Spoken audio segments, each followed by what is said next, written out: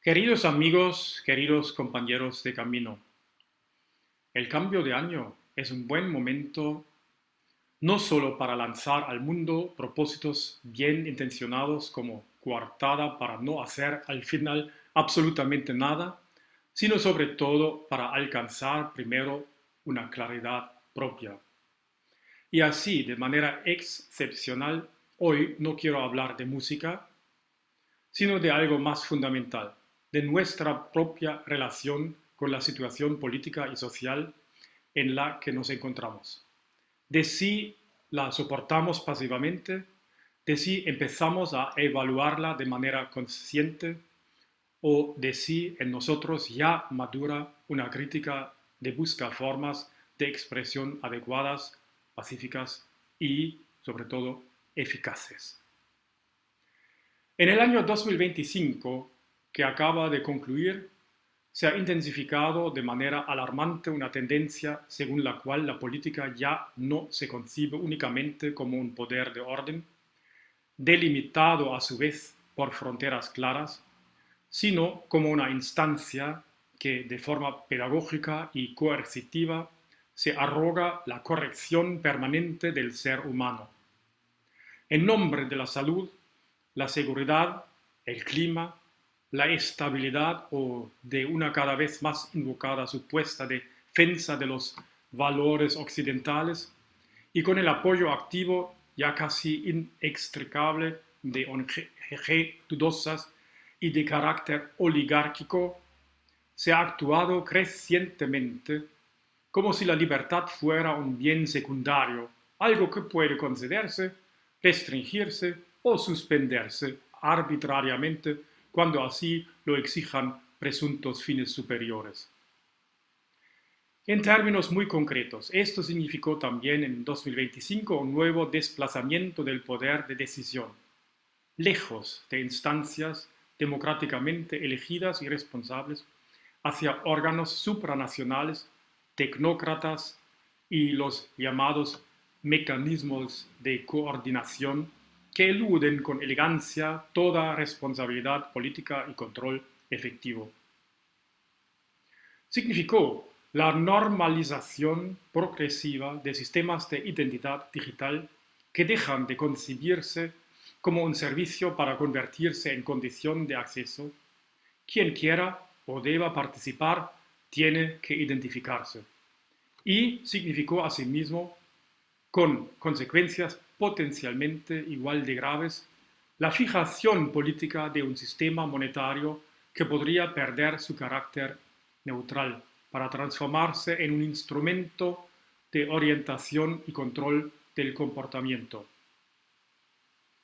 A ello se suma otro aspecto especialmente trascendente de la acción estatal de los últimos años: la inmigración masiva, sostenida y políticamente promovida, procedente de contextos culturales y jurídicos en los que los derechos individuales de libertad, la igualdad ante la ley y la separación entre religión y Estado no son conquistas históricamente consolidadas, sino realidades sistemáticamente restringidas o abiertamente negadas. Que el Estado esté cada vez más dispuesto por una tolerancia mal entendida, por chantaje moral o por comodidad de poder, a pactar con concepciones colectivistas y formas de dominación legitimadas religiosamente, marca una ruptura con el espíritu de la ley fundamental alemana que no protege la arbitrariedad cultural, sino la libertad del individuo. La tolerancia se transforma aquí en autonegación cuando deja de distinguir entre el ser humano individual, digno de protección, y una ideología hostil a la libertad, sustentada en pretensiones de dominación universal, con legitimación religiosa y aspiración de validez política. Una sociedad abierta no se preserva importando y relativizando cualquier orden que la contradiga, sino conociendo, nombrando y defendiendo sus propios estándares civilizatorios mínimos. Quien ya no esté dispuesto a hacerlo, no traiciona a la humanidad, sino a sus condiciones de posibilidad. Al observar mi antigua patria y la actuación política de la Unión Europea, se impone otro diagnóstico profundamente inquietante. Bajo la referencia moralmente cargada a una supuesta defensa de los valores occidentales, una política de escalada y confrontación militar se presenta cada vez más como inevitable, en una tensión evidente con el mandato de paz consagrado en la ley fundamental y con la responsabilidad histórica de Europa. A la diplomacia, la desescalada y la rendición de cuentas políticas las sustituyen retóricas de disuasión, rearme y dureza estratégica. En esta lógica, las personas en Europa dejan de ser percibidas como sujetos políticos responsables y pasan a aparecer como magnitudes disponibles dentro de cálculos abstractos de seguridad.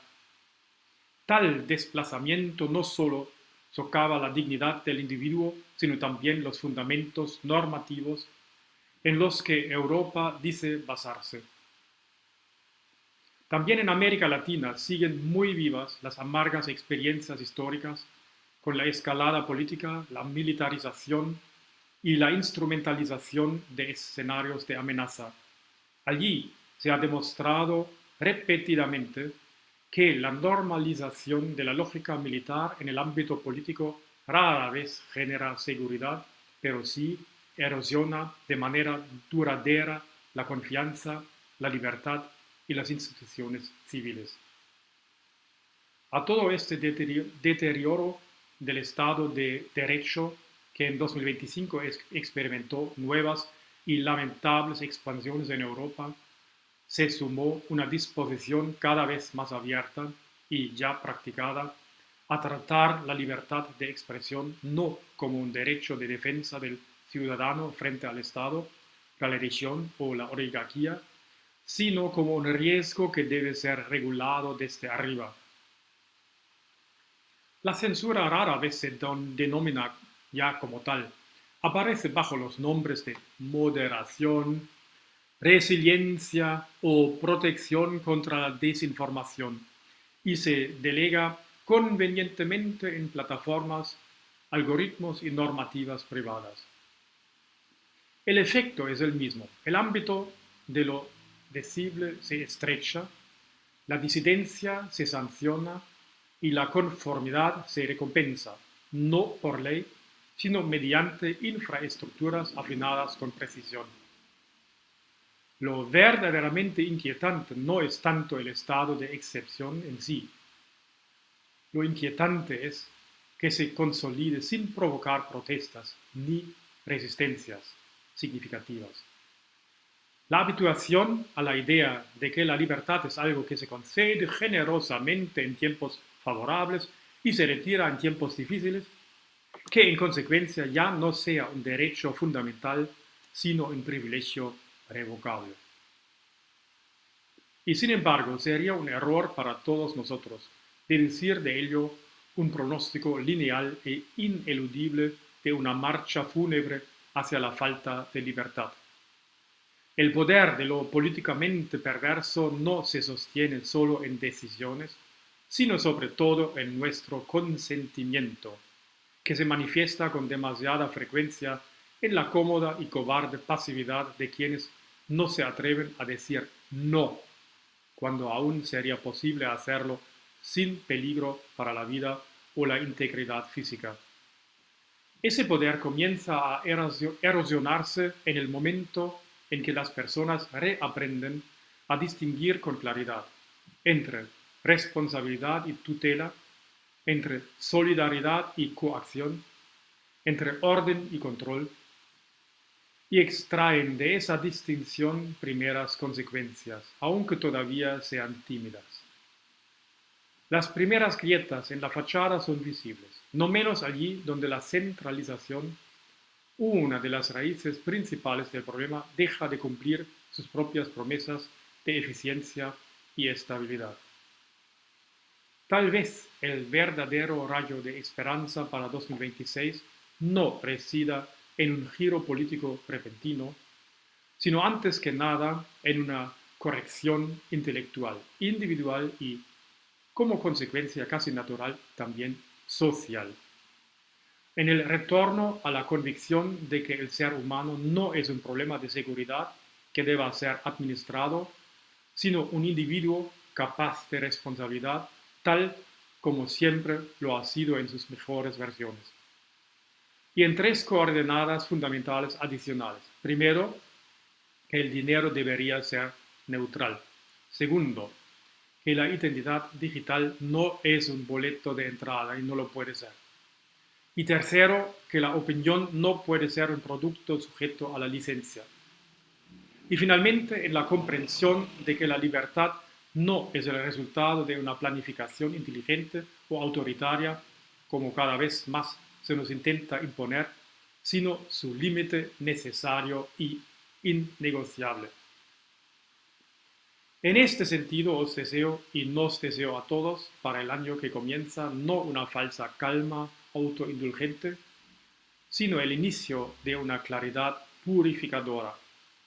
No adaptación por comodidad, sino una capacidad de juicio dispuesta también a lo incómodo.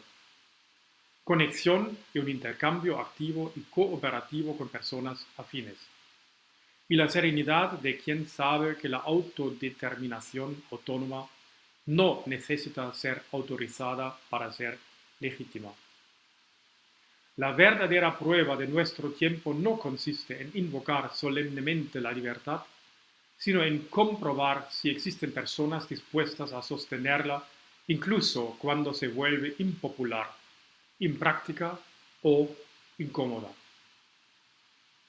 La libertad no se manifiesta en el aplauso de la mayoría, sino en la firmeza de la minoría que se niega a delegar verdad, responsabilidad y conciencia en coyunturas cambiantes.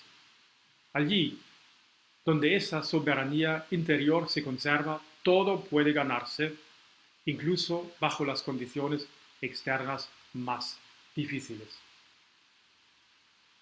Con un afectuoso saludo musical y de espíritu libre y mis mejores deseos para un 2026 bueno, saludable, logrado y arrancado con determinación a todo lo adverso.